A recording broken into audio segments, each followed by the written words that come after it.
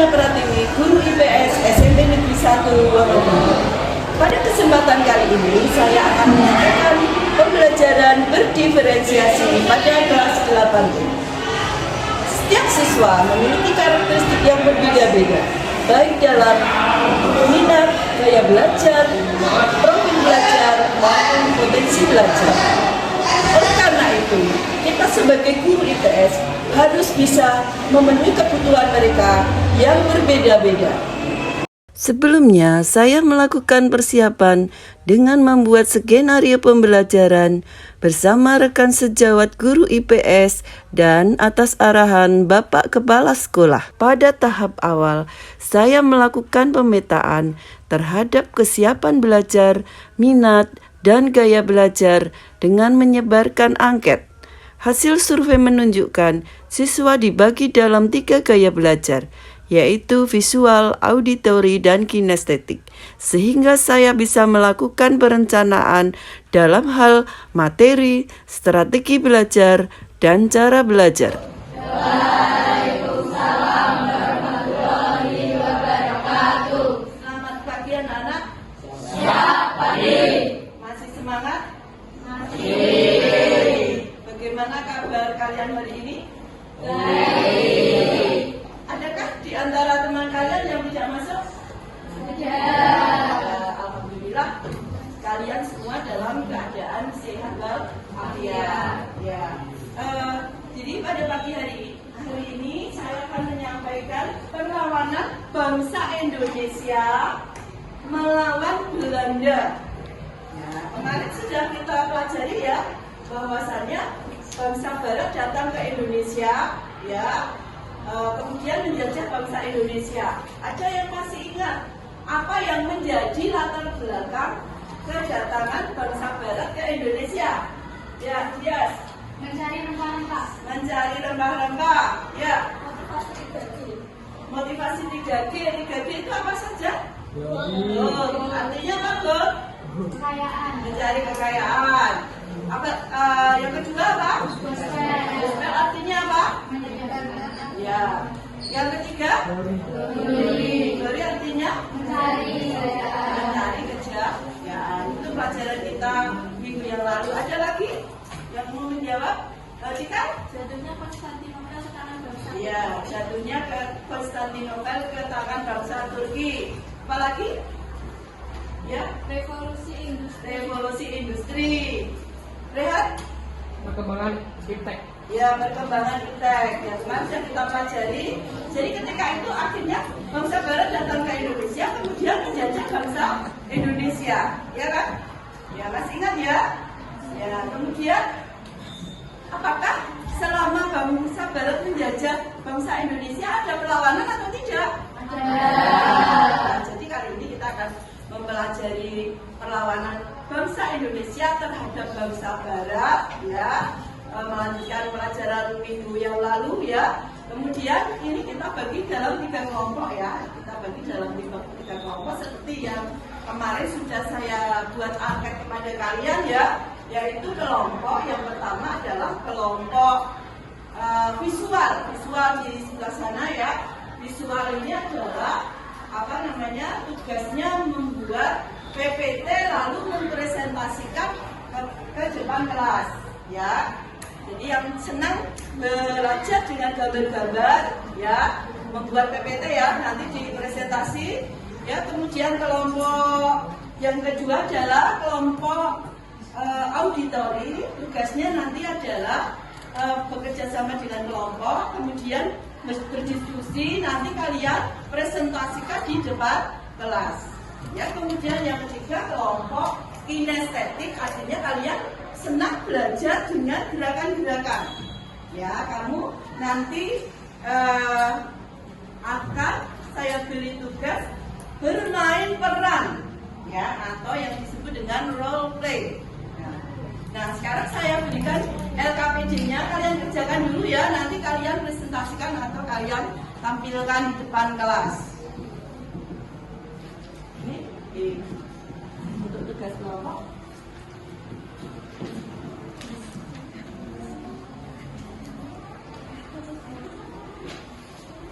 Selamat siap. Siap. Di sini kami akan mempresentasikan tentang perang Padri di Sumatera Barat yang terjadi pada tahun 1821 sampai 1838. Kita dari kelompok 1 PPT. Perkenalkan nama saya Kaya Luka. Saya juga nama saya. Saya Tumia Putri. Saya juga nama. Saya Bernardin Namalan pertama. Pendahuluan. Perang Padri adalah peperangan yang berlaku di Sumatera Barat dan Asia Tenggara, terutama di wilayah Kerajaan Pasdaruyo dari tahun 1803 hingga 1838. Perang ini adalah perang yang mulai merupakan hasil konflik terhadap negara agama sebelum melakukan pendudukan melawan penjajah. Perang ini bermula. Assalamualaikum warahmatullahi wabarakatuh. Waalaikumsalam warahmatullahi wabarakatuh. Perkenalkan, kita dari kelompok diskusi atau auditori dengan anggota saya Cikal Binupireni dari absen 8. Saya Aulia Rahmawati dari absen 3. Saya Kalista Fauzia Putri dari absen 7. Saya Hamida Satira dari absen 14. Saya Laras Temenang dari absen 20. Kita di sini akan mempresentasikan perang Saparua di Ambon. Pemimpin Kapiten Patimura atau Thomas Manturesi. Tahun perang Saparua atau perang Patimura terjadi pada awal tahun 19, tepatnya pada tahun 1817. Sebab perlawanan. 1. Tindakan sewenang-wenang fakir. Demikian presentasi dari kelompok kami. Apakah ada yang ditanyakan? Apa yang dimaksud dari monopoli perdagangan? Monopoli adalah penguasaan pasar yang dilakukan oleh satu atau sedikit perusahaan. Ada lagi yang ingin bertanya? Saya sebutkan nama tindakan sewenang-wenang di Ambon. Monopoli perdagangan, pelayaran pembeli dan kerja paksa. Sudah, sekian dan terima kasih. Masih untuk bermain perang, silakan. Assalamualaikum warahmatullahi wabarakatuh. Waalaikumsalam warahmatullahi wabarakatuh. Kami di sini dari kelompok kinestetik. Sebelum kami memulai bermain peran, dalam tema kami yaitu adalah perang Diponegoro. Tapi sebelum itu kami akan memperkenalkan diri terlebih dahulu. Perkenalkan, saya Vanessa Elsa Wijaya dari absen 21. Di sini peran saya sebagai pasukan Belanda. Saya Lawrence Hadias dari absen 21 sebagai pimpinan Belanda. Saya Katrina Dewi dari absen 11 sebagai rakyat. Saya Tania Sugama Dewi dari absen 30 sebagai rakyat. Saya Samara dari Farani Gisnianto dari absen 28 berperan sebagai rakyat. Saya Mandira Sendra Putih dari absen 1 sebagai narator.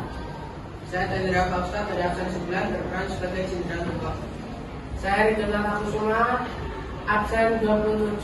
Saya berperan menjadi Alidasyah Sentok. Saya Rainer Alfarizi dari absen 24. Saya bermain peran sebagai Arya Prawitoginika. Saya Daniel Bengera Botoke dari absen 13. Saya berperan sebagai Pangeran Diponegoro. Saya Dharma Kananta absen 18 berperan sebagai pelatih dan kerja. Saya Agam Fitra Nugroho dari absen 4 berperan sebagai Sunsai.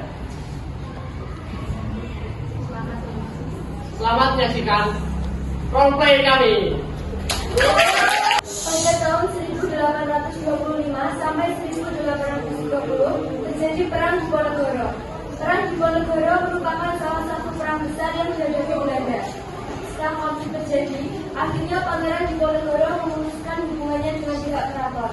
Akhirnya, Pangeran Diponegoro melakukan perlawanan dengan membatalkan jam puasa pada Mei 1985 agar petani di Tegalarjo dapat membeli senjata dan makanan.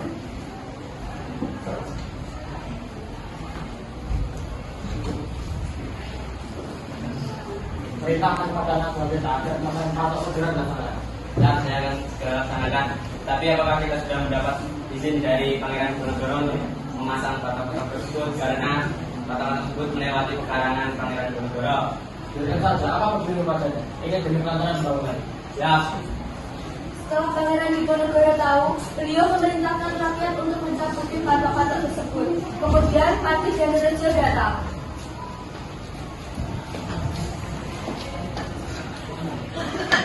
Siapa yang benar-benar tapi di patok-patok tersebut cepat sampai benar. Patih dan Rejo mengutus pasukan ke sana untuk menjaga patok-patok tersebut. Dengan keberaniannya, Pangeran Diponegoro mencabuti patok-patok tersebut dan menggantikan dengan tombak sebagai isyarat mulailah pemberontakan.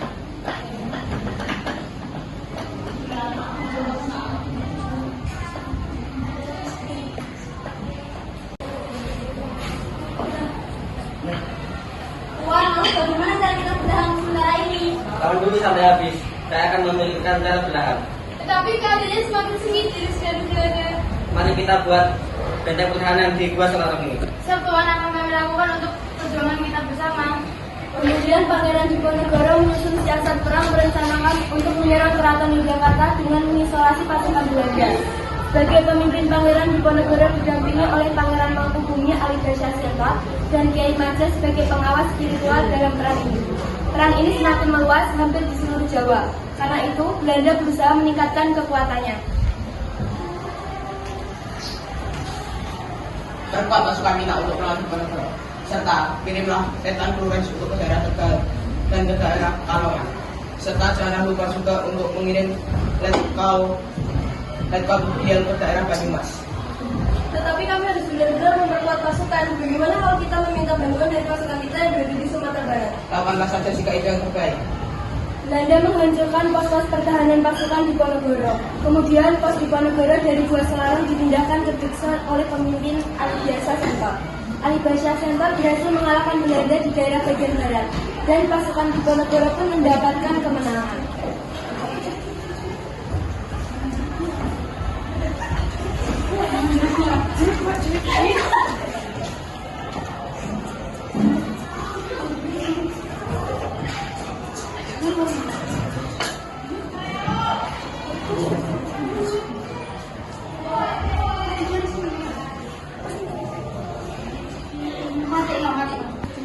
Kemana Diponegoro pergi? Cari sampai dapat. Tidak tahu Tuan, Diponegoro selalu bergerak dari pos satu ke pos yang lain. Bagaimana kalau kita membuat sayembara? Apakah isi sayembara itu akan kami sebarluaskan? Kita buat saja pengumuman. Siapapun yang dapat menemukan Diponegoro akan kita beri hadiah sebanyak 20.000 ringgit.